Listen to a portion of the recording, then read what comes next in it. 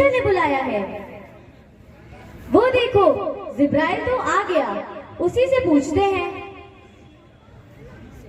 जिब्राइल, क्या बात है? तुम्हें परमेश्वर ने क्यों बुलाया था? हाँ भाई, मुझे पृथ्वी पर जाकर ये आनंद का संदेश सुनाना है कि हमारा परमेश्वर मानव रूप धारण करके पृथ्वी की समस्त मानव जाति का उद्धार करेगा। अच्छा भाई, ये तो कितनी अद्भुत बात है।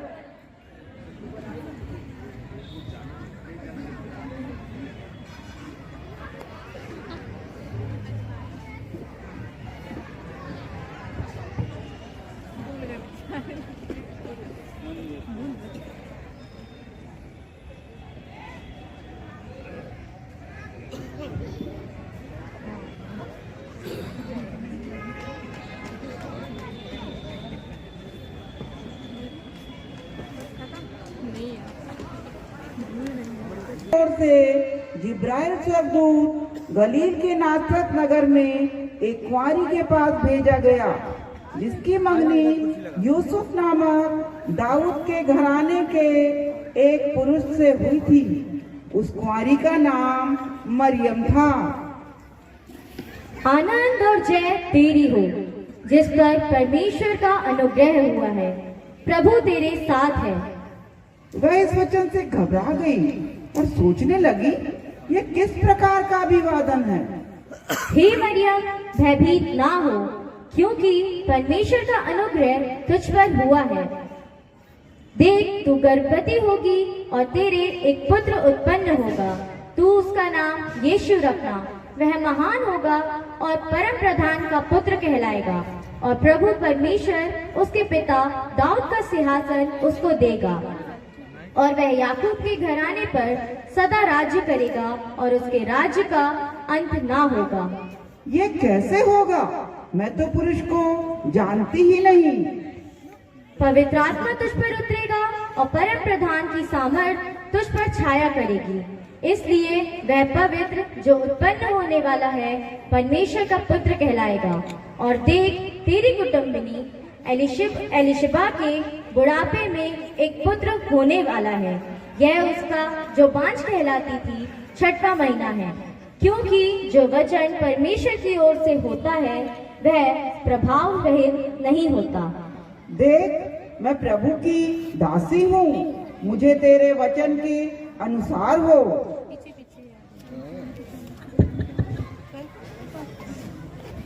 अरे यूसुफ भाई, किस जोत में डूबे हो? मेरी कुर्सी बन गई क्या? हाँ भाई, बन गई। ये लो, ले जाओ। अच्छा,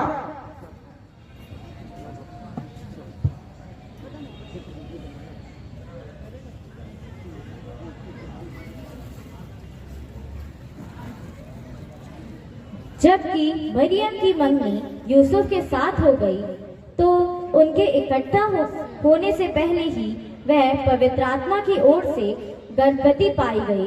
अतः यूसुफ ने, जो धर्मी था और उसे बदनाम करना नहीं चाहता था, उसे चुपके से त्याग देने की मनसा की।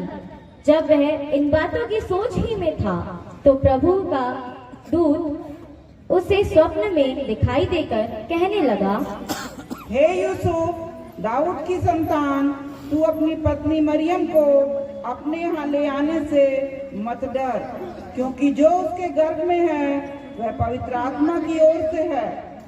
वह पुत्र जनेगी और तू उसका नाम यीशु रखना, क्योंकि वह अपने लोगों का उनके पापों से उद्धार करेगा। यह सब इसलिए हुआ कि जो वचन प्रभु ने भविष्यवक्ता के द्वारा कहा था वह पूरा हो।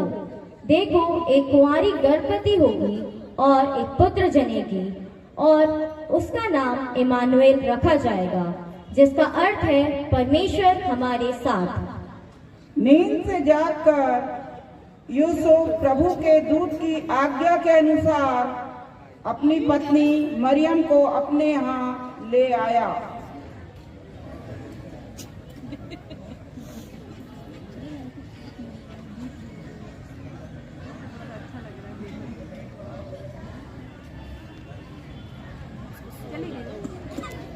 ऑगस्टस केसर की ओर से आज्ञा निकली कि सारे जगत के लोगों के नाम लिखे जाएं।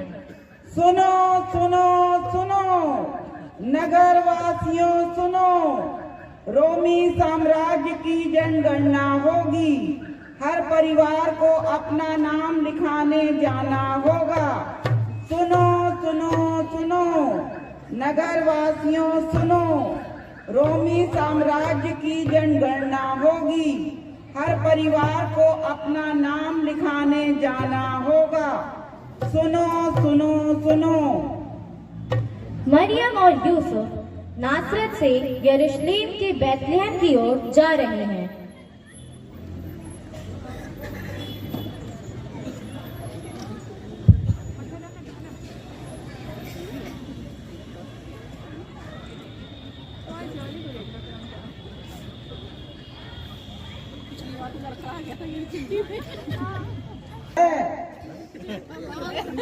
रामू, इसे कमरा नंबर 20 में पहुंचाओ। जी मालिक।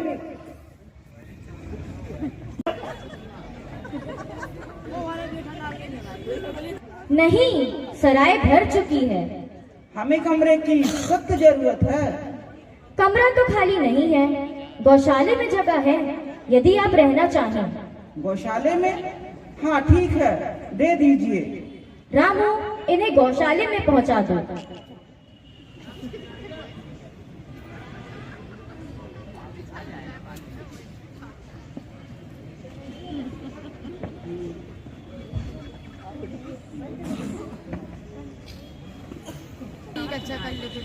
गरड़िए रात में आग ताप रहे हैं। अरे आज तो बड़ी ठंडी है भाई।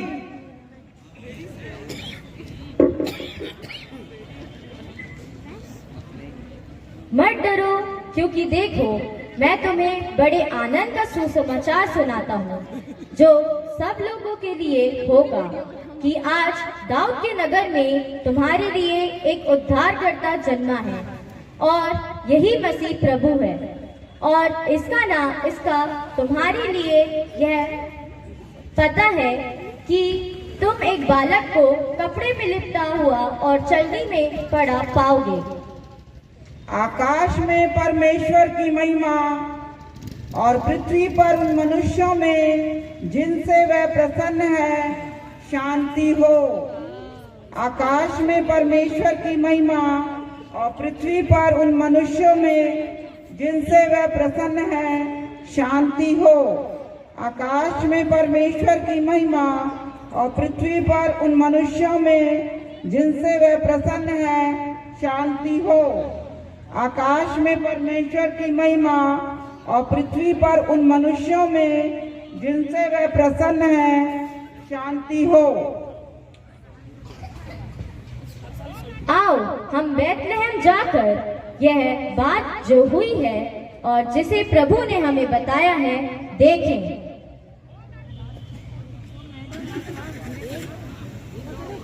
महाराज की जय हो।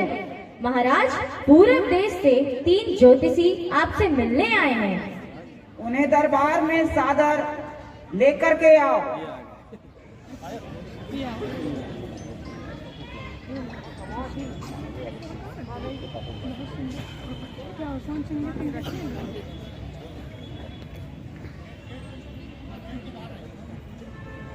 महाराज की जय हो।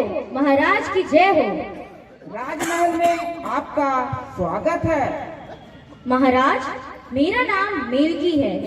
हम नए राजा की जानकारी लेने आए हैं। मैं कैस्पर हूँ। शास्त्रों में उस बालक राजा का वर्णन पढ़कर उसे भेंट चढ़ाने दूर देश से आया हूँ। महाराज, मैं बेल्थेजर हूँ। मैंने शास्त्रों में पढ़ा, पूर्व में अद्भुत तारा देखकर उसके पीछे चलकर यहाँ आया हूँ कि उसे प्रणाम करूँ। द्वारपाल, पंडितों को महल में हाजिर किया जाए।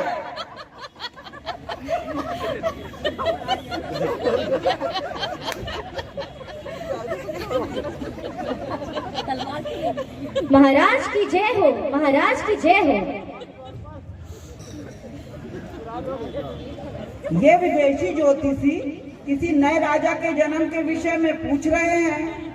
आपने शास्त्रों में उसके विषय में पढ़ा और पूर्व देश में अनोखा तारा देख उसके पीछे चलकर यहाँ पहुँचे हैं। कहिए, आपके शास्त्रों में क्या लिखा है?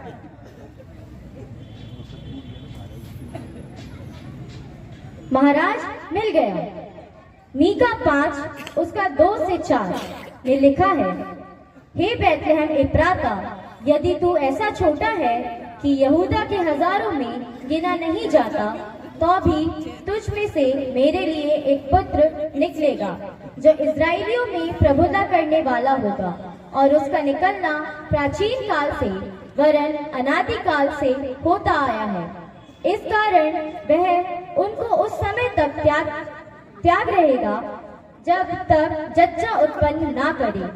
तब इस्राएलियों के पास उसके बचे हुए भाई लौटकर उनसे मिल जाएंगे, और वह खड़ा होकर यहोवा की दी हुई शक्ति से और अपने परमेश्वर यहोवा के नाम के प्रताप से उनकी चरवाही करेगा। वे सुरक्षित रहेंगे, क्योंकि अब वह पृथ्वी की छोर तक महान ठहरेगा। बंद करो बकवास। ज्योतिष, आप लोग इसका पता लगते ही मुझे सूचित करें ताकि मैं भी उसे सिजदा करूं। चलो साथियों, महाराज आपका धन्यवाद।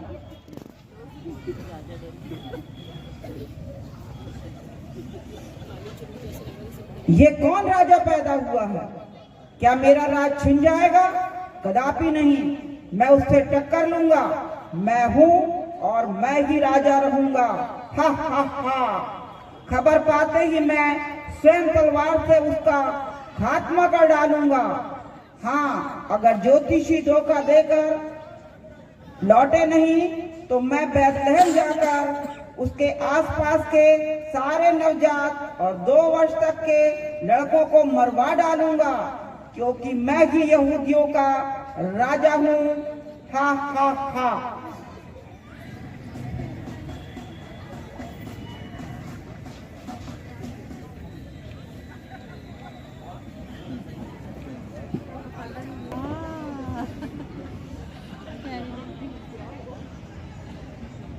उनके वहां रहते हुए उनके जन्म के दिन पूरे हुए, और वह अपना पहलौठा पुत्र जनी और उसे कपड़े में लपेटकर चरनी में रखा। गरड़िए भी वहां पहुंचे और उन्होंने अपनी भेंटें राजा के दर्शन करके चढ़ाई।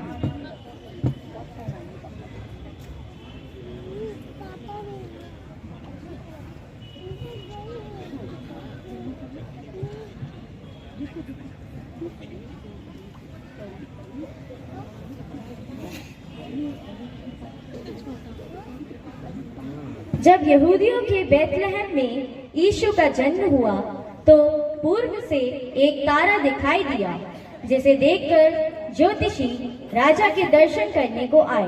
तारा आगे चला और ज्योतिषी उसके पीछे पीछे चले।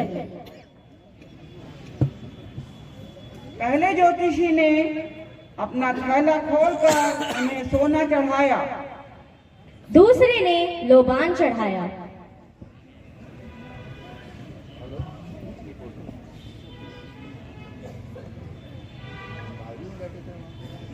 तीसरे ने गंधरस चढ़ाया। और भी उस नगर के लोग राजा के दर्शन को पहुंचे।